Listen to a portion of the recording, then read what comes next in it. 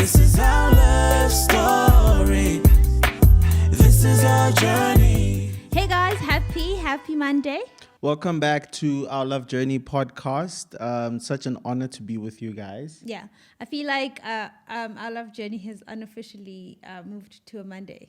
I think for the last 2 weeks. The Monday feels to be working so much better, Yeah. but I don't know. I don't know what you guys prefer. You guys should let us know in the comments. Yeah, if you guys want to do Monday or Friday. And today's podcast is in partnership with Medshield Medical Scheme, the health cover provider that prioritizes you and your family's healthcare needs first. There's 8 affordable cover options with a wide range of benefits and rewards, the most important being your health. Get covered and live assured with Medshield Medical Scheme. Yeah, guys, we can't stress enough how important it is to have medical aid. Like, I think we've learned the hard way. Yeah. We've actually fallen pregnant out of medical aid, and that is like the last thing you want to do. Yeah. So make sure you're covered. You never know, in these times that we're living in, anything can happen. So you just want to make sure that you don't have another thing to stress about. Absolutely. I think I've even learned this year, I've had a lot of like unexpected health issues. And I even wrote on Instagram, had it not been for medical aid, I think financially we would have been like really crippled. Yeah. Anyway, guys, let's get into today's topic. Well, before that, let me read our review, which is obviously our favorite part of the podcast. Please make sure that you review on Apple Podcasts. They gave us a 5-star, and also you can comment down below on YouTube. Leave a comment and like and subscribe. Okay, today's review is from Sibahle, and she gave us a 5-star. Thank you. And it's in response to All Seasons Matter. Wow. This is honestly my best episode. You guys went in hard. Brendan, I 1000% agree with what you're saying about it being difficult to sort of take off the parent hat and fully immerse yourself back into career-driven self. It sort of feels scary, and I can't put my finger on what exactly the fear is or comes from. Thank you guys for sharing that. It all comes together at the end.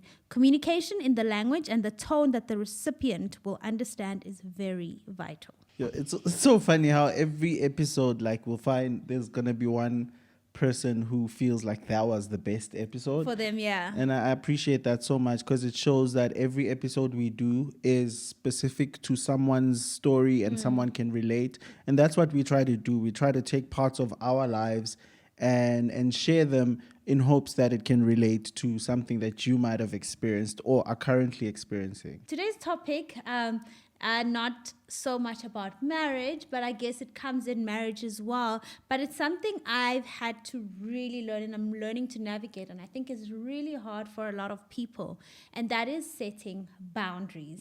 Before we get started, I want to read a quote on setting boundaries. Setting boundaries is an act of love towards yourself and an act of respect towards others. Then I got a short dictionary meaning, and it says the limits that we set. So what does setting boundaries mean to you? And look like to you? I'll get to that, but I was actually watching an interview yesterday that was speaking about boundaries, and I realized that what we might be experiencing is the effect of basically becoming, I don't want to say successful, but finding some sort of success on a particular platform. And so it was a Dave Chappelle interview, and he was talking about how when you become successful, it almost dehumanizes you to your audience, because people see you as something else. Sure. And I realized that is why we have to start setting boundaries. Yeah.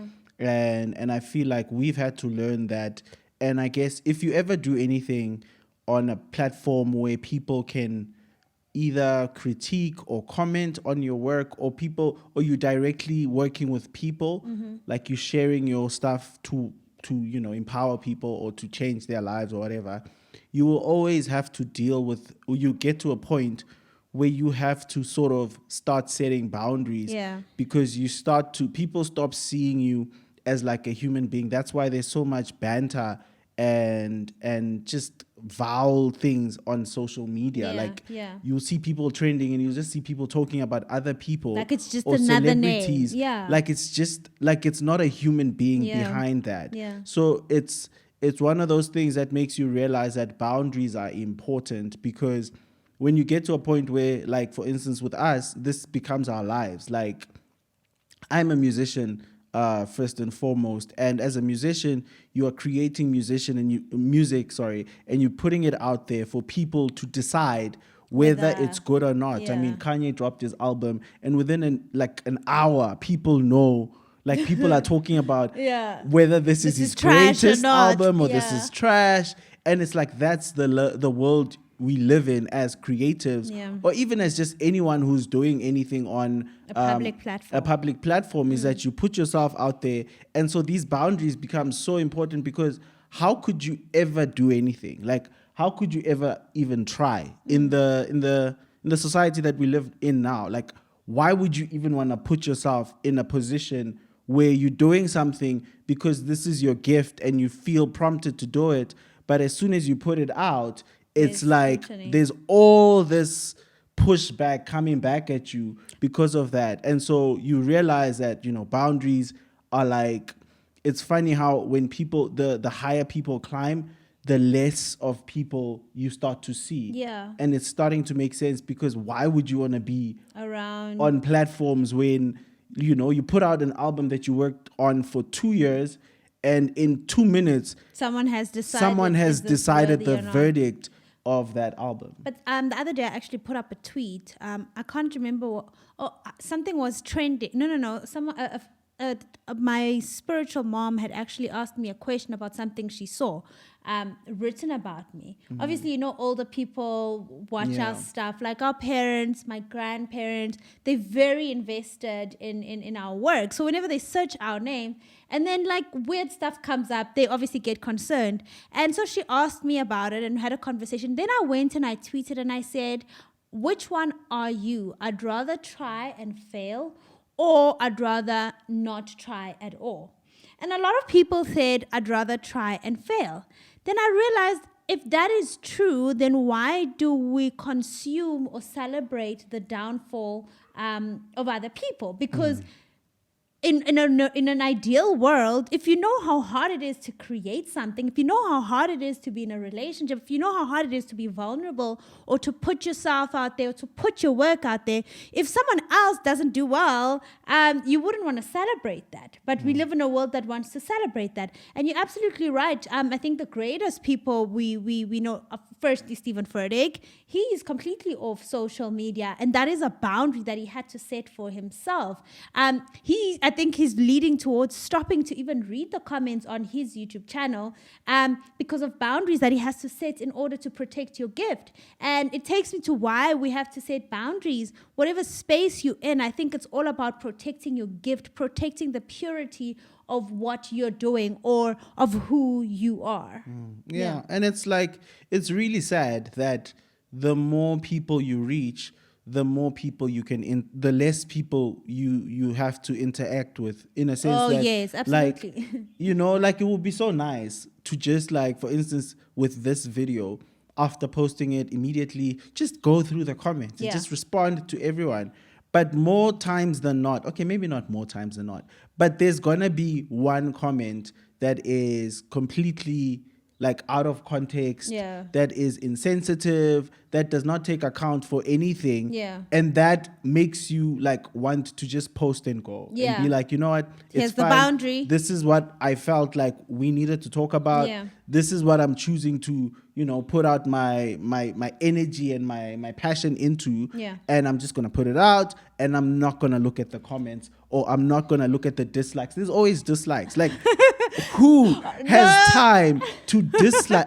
In my whole life, and I swear, I've never disliked any video. I actually never see the dislikes, and then I'll see like people who be like, who in the world? I see people get so upset. People get They'd really be like, mad. who in the world would dislike this video? Invested. And then that's when I realized, actually there's people who take their time to not like anything. But I think more than anything, even with releasing Speak Live September, obviously we put a cap on the number of people we could accept because of the structure of the course, right?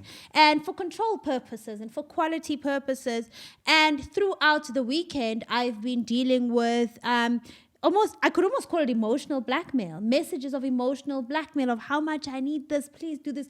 And that is actually crossing a boundary. And it goes to what you're saying. It's like you actually dehumanize someone. You think that I don't need a Saturday night to spend with my family because you need your life to be changed, you know?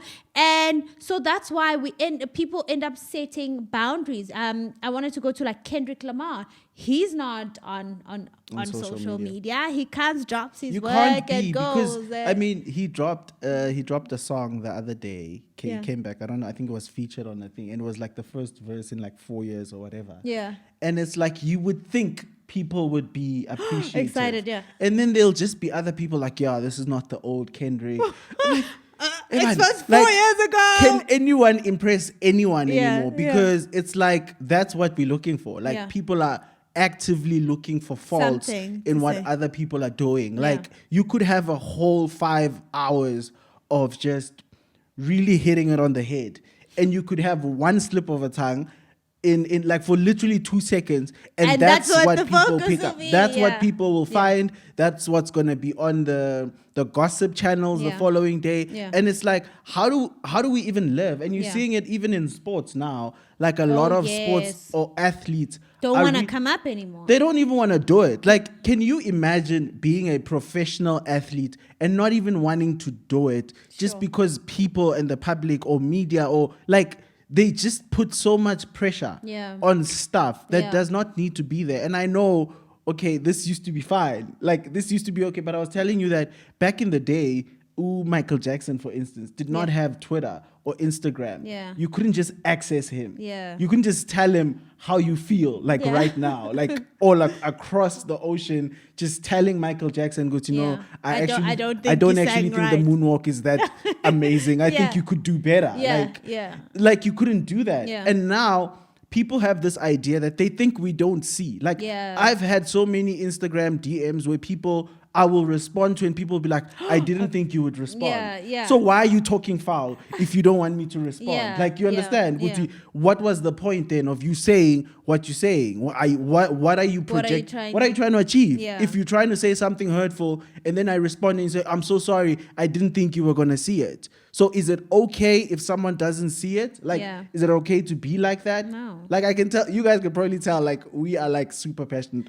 I'm passionate. Very, very passionate because and also the time that we're in, man, we're literally in a pandemic and everybody's brain is frying. Everybody is tired. Everybody's exhausted. We are losing people every single day. Like, there's so many things happening at one time and we have to keep it moving. Unfortunately, we have to get up and keep it moving. So to have people who still want to drag people down while all of this is happening, we're very passionate about it. And I think in the community we're trying to build, and why we also wanted to talk about setting boundaries, is to teach each other. And maybe sometimes you don't know that you're that person. So that's why these conversations are uncomfortable, but they're so necessary. Like, you have to know that people are people. Just because people are wealthier or have more followers or dress a certain way does not make them less of a human. The same way you wouldn't like anybody coming up to you, telling you what to do, telling you not how to do this. Why does your child speak like this? Why does it's the same for the person on the other side. So I think set a boundary for yourself and have let's set boundaries for ourselves, in fact, and have accountability on what we tweet. I mean, you called me out when Justin Bieber released Yummy. And I went and I tweeted about it, right? Because in my head, I was just like, oh, he just got married and all he's going to talk about is how yummy she is. I can't remember my tweet. And then you called me out and I realized, shucks, I'm doing the exact same thing I wouldn't like being done to me. And I went and I deleted that tweet because in my head, I'm thinking, he's Justin Bieber, he won't sit. But he has the platform. He interacts on the platform. Chances are he'll see it. So before, I think we, just talking personally, we even have to set boundaries on how we interact with people. What can I say to someone? What can't I say to someone? My favorite quote by Brene Brown, actually it's from Roosevelt. What's his name? I forgot the originator of the quote, talking about don't take criticism from someone who's not in the arena. So if you're not in the arena doing what you're doing, if I'm not in corporate, or if I'm not building what you're building, how can I possibly have a say? I can't tell someone who's an engineer like I can't tell Khomotso, I don't think you should measure this way. I've never done that. So it's important to set that accountability, that boundary for ourselves, and to call ourselves out. Can I say that? What am I hoping to achieve? It's true. And I was going to come to that whole constructive criticism, because a lot of people hide behind that. Yeah. Like, that's like people's that's favorite the thing lines. now, But no, this is just constructive criticism. And it's like, I feel like, one, it's disrespectful because you assume that whoever you are constructively criticism, who you don't know, does not have people that they consult to. Absolutely. Like people who are close to them, Who would say? who call them out. Yeah. Because newsflash, guys, it's not easy to get to a certain level. Yeah. If someone gets to a certain level, I don't care if this person is doing skits or sketches or comedy things or whatever. It is not the easy. consistency and the constant work that it requires for a person to get to a point where people know about it and Celebrate. people wait and they want to watch it every day. It takes a lot. Yeah. So best believe that person has a team, maybe not official, but they've got friends who they try the stuff out on, who Yeah. they show this to. Like there's a whole thing, there's a whole movement. So if you're gonna constructively criticize someone, make sure that you have some sort of context. Proximity. or That's what Gabelo says, proximity. Kabelo and Mogale always say it, that you have to be in close proximity Yes. with that person to be able for them to then be able to listen and trust your criticism. And also, I think you just get a fuller picture of why people make certain decisions. Yeah. It's actually, I obviously plan our conversation, and I didn't know that it would go here, but it's so important because it's so real, and that's what this podcast is about. And yes, we have podcasts where we're laughing and it's cute and it's romantic, but I think this is also as important and as necessary, and we really have to talk about it, and we really, really have to check ourselves. It's uncomfortable, but we really have to check ourselves. It helps you as a person. Yeah. Because we are all like that by Yeah. default. That's why you say, if something happens, I want to go on Twitter and say, I don't like that. Yeah. You know, but I can't just do that, because what do I wish? What am I changing in saying that? Am I spreading a negative, like I'm contributing to the negativity of this whole situation, or am I bringing positive energy to it? So we all have to check ourselves, and it affects you. It will affect your progress as a person because you become trapped in that world where you become a judge now. You all of a sudden become Randall, and everything for you is something worth criticizing. You're never happy with anything. Yeah. And it's not just in like platforms, like even in churches, right? Yeah. People go to churches and it's like, they're not doing this, they're not doing that. What are you doing? How are you helping? How are you helping? Like people be like, yo, free to worship, you should be doing this and this. What are you doing with your platform, with your friends, with your group, with your circle, your family? What are you guys doing? Because I know for a fact, when we go to your house, your dad gathers us around and we all sing in the living room. Yeah. That's what he's doing with his platform. Yeah. So you don't have to have a high platform to do something. But the thing is, people would rather criticize other people that are doing something than to do something of their own that could maybe bring that solution that you're trying to bring. But it's exactly. It's not coming out. You can't go up by pulling someone down. That's not how it works. That's so important. You can't go up by pulling someone down. I put down 3 things that I want us to quickly discuss.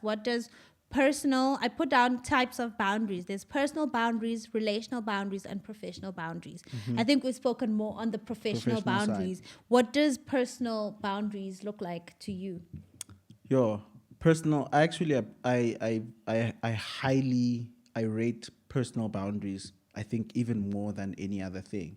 But I think it's when you I believe we all have a purpose in life, right? And obviously maybe the purpose changes and whatnot, and it's different purposes come in and out of your life. But at every given point, there is a purpose that God expects you to set out. Yeah. And I think that purpose is mostly known by you. Yes. And I think other people can affirm that purpose and can help you bring out more of it. but I think the most of it is known by you. So the boundaries is protecting that purpose. It's Agree. protecting. It's like, for instance, I mean, I'll make an example with Mpoomy. Like when you were doing accounting, Yeah. and you knew that this was not for you, Yeah. and you knew that, okay, there's something else I'm destined for. It's so easy for me to come to you as your boyfriend or whatever at the time and say, yo, you Listen. like stay in you're almost done. Third Yeah, year. yeah. Uyaqeda manje. Yeah. Like you can always do it afterwards. You can always do it part-time. That's people's favorite thing. Like, oh, like you need something to fall back on. Yeah. It's so easy to do that. But like I'm crossing a boundary. That is absolutely Because what correct. I'm saying is not affirming what you believe. Yeah. And I always say, when you advise someone or when someone asks advice from you, most of the time, they already know what to do. Yeah. They just want someone to make them To feel like they're affirm not it. crazy. Yeah. So if you go and you tell someone what to do that is contradictory to what they're feeling, you are basically crossing a boundary. Yeah. Because now it's on your shoulders Yeah. if that fails. Yeah. But if you come to me and you say, look, this is how I feel, I'll ask you, what do you want to do? What do you think you should do? And you'll say, I think I should drop out of school. And I'll be like, okay. If you feel. Yeah, if you feel that's what you want to do, we'll make it work. Yeah. That sort of thing. Or what's your plan? What do you want to, how do you see this working out? Whatever, just kind of being a mirror for someone. So those are the kind of boundaries that I would say you should watch out when people are basically going against what you feel. Your intuition, your What gut. your gut feeling. And I feel like your intuition is the Holy Spirit. Absolutely. Yeah. Basically giving you a prompting and saying, this is who you are. Yeah. And a lot of times that's not who you seem like, Yeah. but it's who you are, Yeah. or it's who you meant to be. Yeah. So it's very hard when you take that decision over other people advising you otherwise. But you have to put that boundary, and you have to be, I always say, if a decision is going to kill me, I want to be the one to make that decision. I think you merged personal and relational really well. But for me, personal, I mean, was it yesterday? Yeah. Yesterday when I took about an hour or two when the kids are sleeping, and I was having like alone time. And I don't normally have alone time like in the middle of the day. Like I normally have it like in the morning. But I was having alone time and you kept texting me because you were bored. I don't know. I didn't understand. It was the middle of the day. It's our You time. just kept texting me. And in that moment, I had to set a boundary. And this is to affirm that even in marriages, there's boundaries, right? You I said had personal. Now you're going into relationship. Okay, sorry, personal. But that was a personal boundary I had to set where I felt that my body, my soul needed some time out. And I actually called him out and I said, hey, I'm setting a boundary now. I need time to myself. Please stop it. And he respected that. But even with you, I think I've learned relationally in our marriage, like I'm very... I like giving help. I'm a very helpful person. I'll give tips and advice, etc. But I've learned that there's a line, there's a place, there's a part of you that you have to keep pure, that I can never ever interfere with. Even, and because from the outside, like you said, from the outside, me dropping out of school probably looked like, oh, this girl. Yeah, sure. You had like, you didn't have the vision, you didn't have the feelings, you didn't know what I was going through. And the None of same that. thing with me. Sometimes I'll look at you and you have this idea or decision to make, and I'll be like, I don't think it's gonna work. But I have no right to do that because, funny enough, the Holy Spirit or Christ works completely different from how we do things. He works in places man don't see anything. He makes a way out of no way. And That's faith. a relational boundary in your marriage is respecting your person's purity in the things that matter to them. I think we've touched on all three. Personal boundaries, knowing where it stops. Even with our parents, I think the day we decided that we're having 50 people at our wedding, we're getting married at 23, I'm sure our parents had their reservations. Yeah, and they didn't understand the whole small wedding thing. But in that moment, we put our foot down. And also, boundaries come with responsibility. And respect. And respect as well. Even with our kids. No, our kids are not taking this. We don't understand this. Respectfully, so and so. And by setting boundaries, I think it just frees everybody. Everyone knows and what to everybody expect. knows what to expect. Everybody knows their place. And there's freedom in the relationship. So to summarize what we were saying today is that let's have boundaries. Boundaries, don't cross the line on someone else. Don't cross the line even for yourself. And if you respect and people who respect their own boundaries are people who respect other people's boundaries. But if people don't respect other people's boundaries, you know that they don't have boundaries for themselves. So good. Okay, let's get into a question. Today was heated. Woo! It was deep. Hot like a heat whore. Okay, guys. Like a bomb. So, guys, I'd really love to know what you take on having the opposite gender as a friend and how you bring your partner to an understanding of the dynamics of your relationship with your friend. You can go. Hey, I don't see how it could work. Very seldom, and contrary to popular belief, very seldom is there a pure platonic relationship between a male and a female. Even though both parties may not be interested, someone always is interested. Like in all my relationships or friendships I've had with a guy, it always ended up in, oh, I have a crush on you. Am I wrong? For you, yeah, maybe. I've had plenty of. Personally, I it still always have. Yeah, but that's like okay. We'll get into it.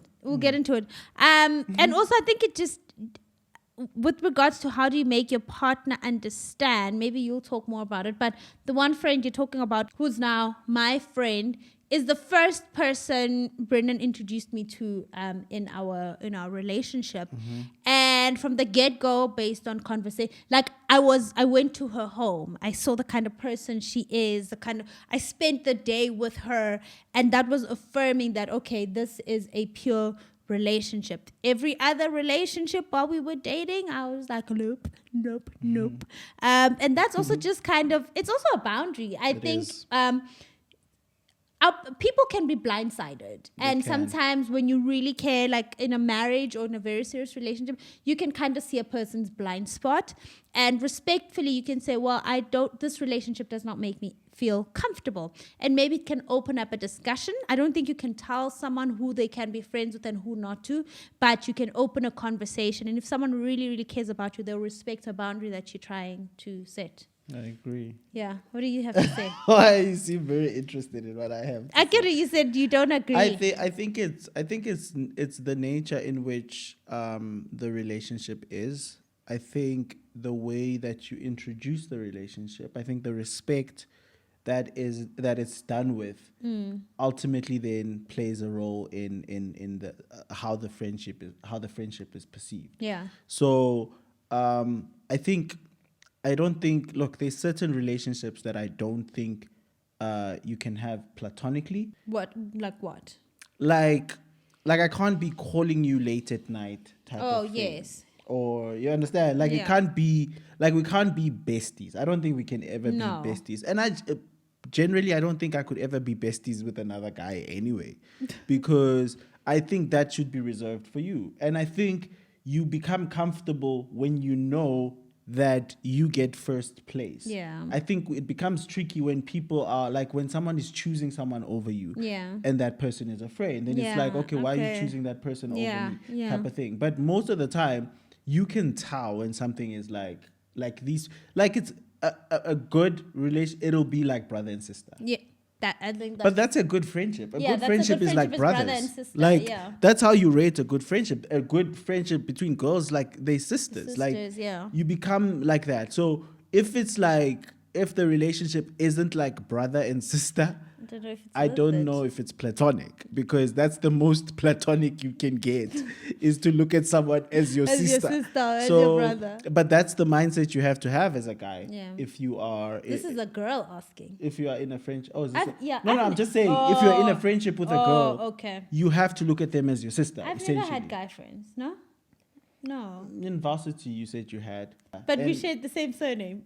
Yeah, but you looked at him as your brother. As my brother, yeah. And he looked at me as my sister. That's the only... I think that's the only way it can work. Because otherwise, somewhere, somehow, it's gonna interlink. Yeah. You guys are gonna get overexcited. And also you have to choose, man.